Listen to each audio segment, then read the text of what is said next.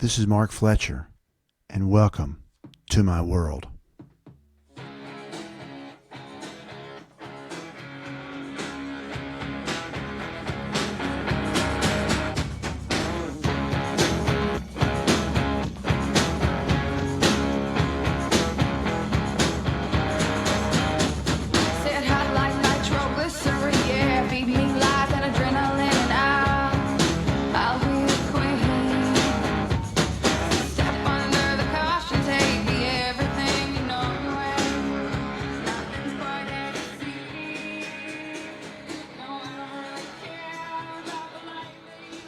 Welcome to Southern Tales, tall and otherwise. Southern rock was a 70s thing for sure. Yeah, I guess it still lives, but in the 70s, it is what we drank for energy. It was the gas in our tanks, and it was blaring out of our 8-track players.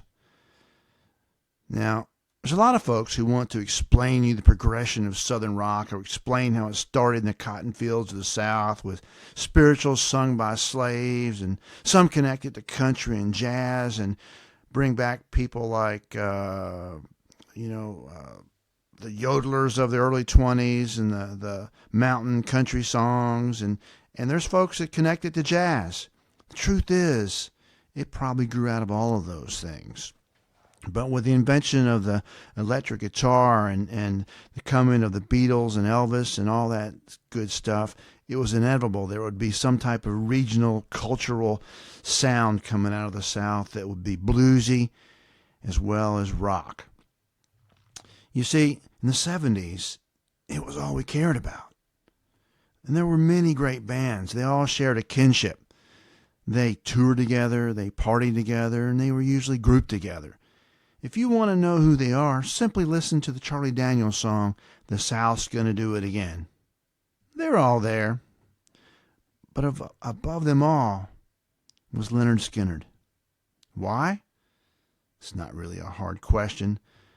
Maybe it's because they seemed like us.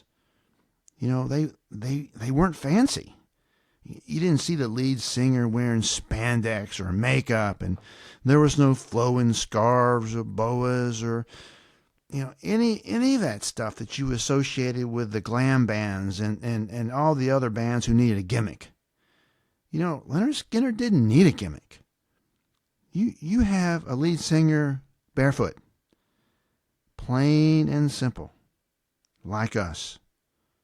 And so were his songs. Words and stories you could understand and relate to. Think about it. Simple man. Oh, take your time. Don't live too fast. Troubles will come and they will pass. You'll find a woman and you'll find love. And don't forget, son, there was someone up above. Not saying anything bad about folks up north or overseas or anywhere, but in the South, this is what we were taught. He was able to connect us with our spiritual side as well as our rockin' side and make it sound good to people in the country. Heck, the name of their third album was Nothing Fancy, spelled N-U-T-H-I-N, nothing. Just like we said it. There was something special about that band. And, like I say, it's just a Southern thing. Sit back and enjoy.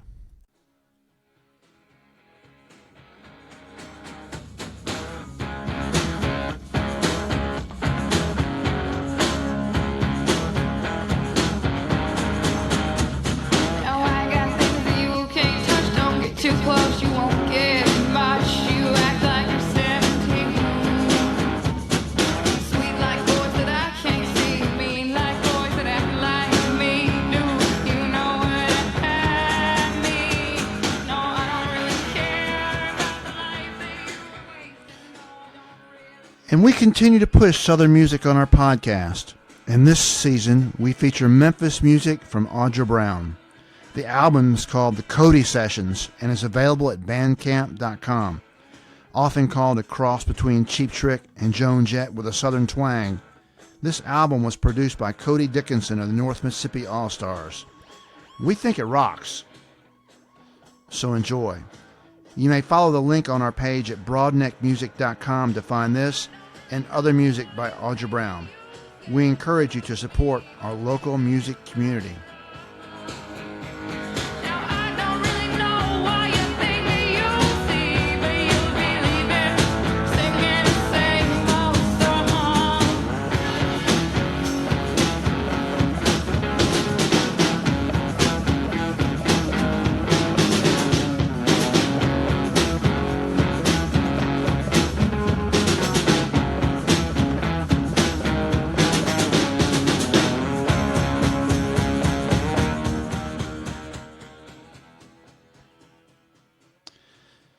Southern Tales, Season 2, Episode 1. Lynyrd Skynyrd. Now, tonight, we start Season 2, and thank you so much for your continued listening and support. It means so much to me. I promised that Season 2 would start to move into college days and after, where drugs and death loom large and loud. I really worked hard on this season to try to keep the darkness to a narrow band and continue to tell the lighter stories.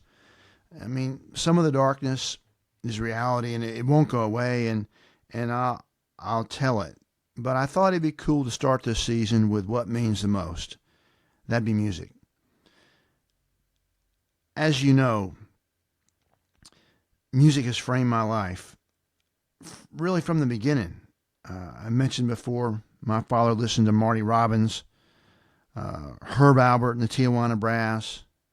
You know, those were our 8 tracks on our Studebaker. Eventually, he became a Tony Orlando fan, which wound up being very embarrassing because in those days a 50-year-old man wasn't supposed to dance. But he liked Tony Orlando, and he could dance to Candida and knock 3 times. But more on that later. Anyway, these folks and all others are part of my musical foundation, and these stories are part of the foundation of this podcast. So I still recommend you go back and listen to the preceding episodes so you can understand everything that's going on. We'll frequently refer back to characters and events that happened earlier, so it's kind of cool. And season 1, I've been told, is pretty humorous, and although they say episode 8 is the funniest. Who knows? Listen, these are my stories that I've either lived or heard.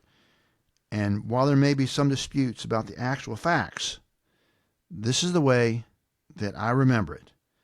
And in my opinion, every goddamn word is true. When I was a kid, my parents got me a record player. You know, the old plastic kind with the records that would stay up on the queue and flop down on one another, and you could listen to a bunch at one time without having to get up and change the record. Anyway, when I was a little kid, I had these records that they may have been plastic, that were like Jack and the Beanstalk and stuff like that. But soon enough, I discovered my mom's old 78s. I started wearing those things out, but one in particular was my favorite. It was the Elvis Presley 78 of That's All Right Mama, and the other side was Blue Moon of Kentucky. I wish I still had that 78 because it's probably worth $1 or $2, but the music just grabbed me. Yeah, it wasn't my dad's cup of tea, and we listened to his stuff, including folks like Andy Williams and Ray Conniff. He enjoyed Lawrence Welk, which we watched pretty damn regular. So I was stunned a bit. But in the summer at our local swimming pool, everyone's radio was turned to WHBQ AM 56, where they played all the pop hits. And it was magical. And so suddenly everybody was into music. I remember in 6th grade, there was this girl named Marla Baldwin who, like, her big deal was she'd recorded a 45. And I think she even brought it to school, which was pretty cool. But not to be outdone, Tony Asamacher and myself, well, we had to tell everybody that we had a band too. And we had a record coming out too. Yeah, we could never produce the record, but it was cool for just a minute before we moved on to something else. Who knows what it was? Might even been fishing at that point. But anyway, in the summer at the pool, AM 56 played all the pop hits, and it was so cool. And then in 1973, WKIR FM out of Jackson started, and they played a new type of music called album-oriented rock, AOR. And then what that meant was that the record got played all the way through. I mean, at night they would sometimes play 2 or 3 records all the way through, and you heard all the songs on the record. And that is when you really got to know a band and got to know the songs and got to appreciate everything they were about, instead of just the one song that somebody in New York City thought you should hear and maybe they could make some money off of. And at the same time, my dad, who was a big wheel in the VFW, he used to go all over the state on membership campaigns and lobby state leaders and the governor and different things like that. And he even was involved with the national VFW. We'll talk more about that later. But one day, he asked me if I wanted to go with him to Memphis to Ardent Studios to see a new band perform. Now, he was friends with a guy in the VFW who was a big wheel or big shot at WMC FM 100 in Memphis. And I didn't know what band it was going to be, but I did know that Ardent Studios was where Led Zeppelin had recorded, because I knew everything about every album that I had, and I thought that'd be cool. So we went. It was October the 30th, 1973. And, I was just a kid, but we got the parking lot, and there were, 25 or 30 people there. And we walked in, and while they were setting up, a short guy with stringy, dirty blonde hair, threw me a sweatshirt that said Sounds of the South Records on one side and Support Southern Music on the other. It was Ronnie Van Zant. His only words to me were, "Here you go, kid." I still have that shirt. Never worn, pristine condition. You can see it on our website. I was pretty blown away by the whole... I think they only played 4 songs. But I was blown away by everything. Just the power of how Ronnie acted and delivered those simple words. It never left me. A few months later, our junior high beta club was voting on what to do with the money that we raised every year. I think we'd stand out in the street with ice cream buckets and collect money or whatnot. But these annual fundraisers would fund a trip that would take. And our junior beta club sponsors told us we could go to Jackson Coliseum to see the Harlem Globetrotters or to Memphis to see a concert. We voted. My vote was easy. I loved the Harlem Globetrotters and watched them almost once a month on ABC Wide World of Sports because they were great. And I think I'd actually seen them before. This is back when Meadowlark Lemon was actually there. It was cool. But the vote was, I think, 32-1. And we went to the Mid-South Coliseum this spring. Guess who? It was Lynyrd Skynyrd. I still wasn't going to go, but this girl named Robin, who was a really cute girl, let somebody know that she wanted to sit with me in the back of the bus, and so that made it a real easy decision to go. And when we got there, we were at Mid-South Coliseum. 10,000 people. Nosebleed seats. This guy, he didn't run around. He didn't jump on the amps and throw the microphone and spit in the crowd. And he didn't. He just stood there and sang. And he sang with power and passion, plain and simple. Later, somebody told me he was barefoot, but I didn't see that. I wasn't close enough to see it and wouldn't have noticed probably. But it was loud, and it sparked something even more in me. I thought, man, I don't know if I could be a musician or not, but I think I can write. I would love to write words like that. I could taste it. You see, it never, ever went away. And it grew day by day. And so I listened to WKIR more and more and started buying albums and everywhere and any way I could. For Christmas, I would just have a long list of albums that I wanted. It was exciting. They were everything. And each new record brought a bevy of new information. I mean, you would open up the sleeves and if they were fold-out jackets, there was information and pictures all over the inside, and sometimes the sleeve of the record had lyrics or more information about the band or tours or whatever. I read everything. I knew everything. I mean, I would spend hours checking out a new record. Sometimes there were hidden clues. Like on Hotel California, there was an actual, on the black part of the record, next to the label, it was inscribed, handwritten, VOL is 5-piece live. Man, I fretted on that message, that secret message from the Eagles, for quite some time before I realized VOL stood for Victim of Love. And 5-piece live meant there were no overdubs in the recording. They just recorded it just like in the studio, and that was what it sounded like on the record. How cool is that? Now, I'm not going to tell you I didn't go take some records backwards to try to find the backtracking or whatever, like the Beatles records. I don't think I ever heard it. I mean, I heard them say everybody smokes pot, but that wasn't hard. I think everybody heard that. Anyway, Lynyrd Skynyrd records, didn't have lyric sheets with them, but they didn't need lyric sheets with them. You could understand every word, every beautiful word, every song. It was powerful because the stories were understandable. It was just great. So then, in 1977, that summer, they put out one or two songs from their upcoming record called Street Survivors. I bet that summer on WKIR, I heard That Smell, I don't know, 5 million times, it seems like. It was such a great song. And then the second one they released off of it was, what was it? I Know a Little, maybe? Anyway, it was great. And I just knew the new Lynyrd Skynyrd record was going to be good. And then a friend of mine who had moved to Florida suggested that we come down there and see them in Miami, where they started the tour. I think it was like the first show was at the Miami Sportatorium, which was actually in Hollywood, which was somewhat north of Miami. And so a buddy of mine, we rode down there, made the trip. Guy, we had tickets, we were inside.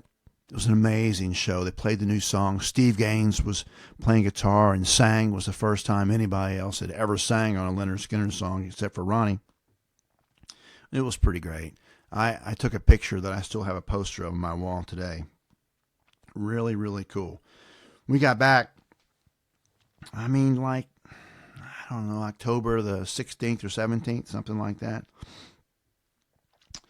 And the morning of October the 21st, 1977, I was in a parking lot at high school doing what I always did, eating a donut, maybe 2 donuts actually, that I got at the Sherry's Dandy Bakery, and a little carton of milk. When the news came on the radio that there'd been a plane crash the evening before in southern Mississippi. Lynyrd Skynyrd's plane had crashed and there were fatalities, but they didn't know exactly who. Had a bad feeling. A really bad feeling about that one. Later in the day, they announced that Ronnie Van Zant and Stephen Gaines were the 2 members of the band who had been killed, and several others were critically injured. They didn't know if they were going to survive or not. But I knew in my heart that there was no replacing Ronnie Van Zant. I knew at that point Lynyrd Skynyrd was done, that there would never be a new record from Lynyrd Skynyrd, and all we had was what we had. I was depressed for some time musically. I mean, I didn't know, who the next, favorite band could possibly be. And it turned out to be true. While Lynyrd Skynyrd did go through some different variations with the Rosin and Collins band, and then they reformed to do the tribute tour with Johnny singing, it was never the same. And the new songs they wrote, they weren't Ronnie Van Zant songs. Johnny was a good vocalist and the band was fine, but it was Ronnie's band. They were his words that made the band go. So it never ever happened again. And the truth is, I saw Johnny Van Zant in 1979 at Poets Music Hall in Memphis when he had the Johnny Van Zant Band.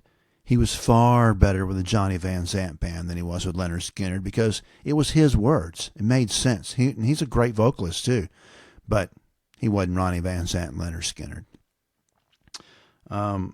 I think the coolest way I can have you understand what Lynyrd Skynyrd means and what it does to folks is that a few years after the plane crash, my brother graduated high school, and so I drove back out to the sticks from the big city for the graduation. And now he did graduate. He did get a diploma, which was very cool. And after the thing, he had a few girls, and we went riding around the strip, and we got some beer, and we went out in the country, went riding, and it just got kind of monotonous. And finally, he drove back out on the strip and dropped him off. And I got back in the front seat with him, and I said, what up? He goes, come on. So it's like 1 o'clock in the morning. We drive out in the country. We have a 6-pack of beer. And beyond the city lights, pull out in the field. The moon shines upon us. We get the beer on the hood of the car, open the doors, turn on the cassette player. By then they have cassettes, right?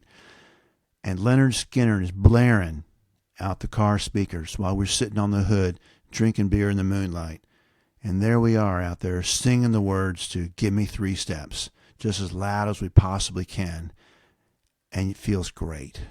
And that's what you do with Lynyrd Skynyrd songs. You feel great. It makes you feel good. You know the words and you can sing the words and it means something to you. That was one of the most special nights of my life, made possible by Lynyrd Skynyrd.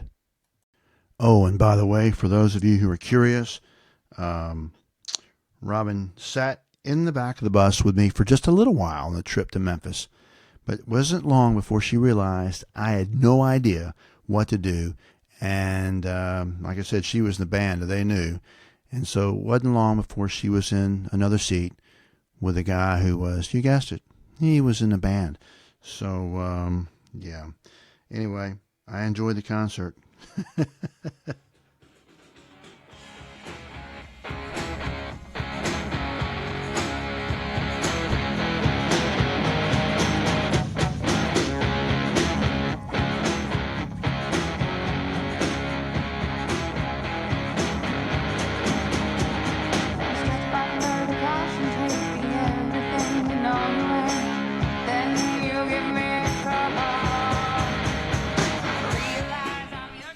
For the liner notes to this episode and all episodes for all seasons of the Southern Tales podcast, please go to broadneckmusic.com.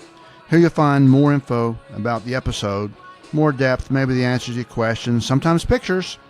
You'll also find out more about our kick-ass theme music this season from Audra Brown from Memphis, Tennessee. You will also find our contact email address, which is stalespodcast@gmail.com. Let me know how you feel, questions you have, and maybe you can relate some stories of yours that you have as well. So ask us all the questions you possibly can, and hey, if you like it, please tell one person that you like Southern Tales podcast and all the fun we're having. Remember, it's 20 minutes and a smile once a week. Thanks for listening. See you next week on Southern Tales.